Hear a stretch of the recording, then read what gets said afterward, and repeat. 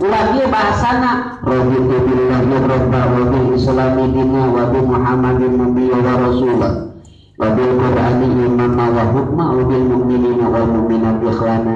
Cek ibu teh diucapkeun di mana diparentah ku Gusti Allah salat ngabalieur tina eta salat, diparentah puasa komo lapar itu ngabalieur we.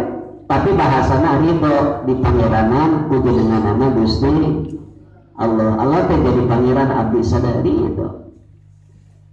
Tadi lamun ridho di pangeran ku Gusti Allah wayana teu teu ridho dicare ridho dititah kitu kuduna mah.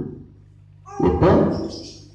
Lamun ridho mah dajalmi ya anu dipikaridho mah datangna ti jalmi anu dipikaridho pasti bakal diturut. Lamun orang cinta contohnya kanjungan alam yakni Kanjeng Muhammad cinta bahasana pasti sakur-sakur perkara musuping ti junjungan pasti bakal dilaksanakan dan bakal ditinggalkan. Dilaksanakan anu diparentahkeun, ditinggalkan anu dicare.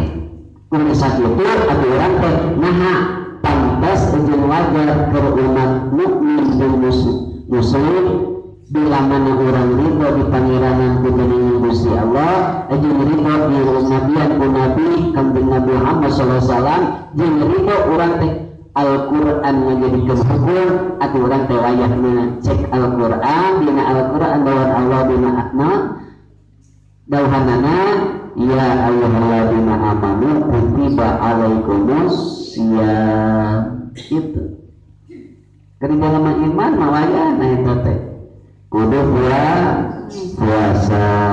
Tapi alhamdulillah orang sadaya puasanya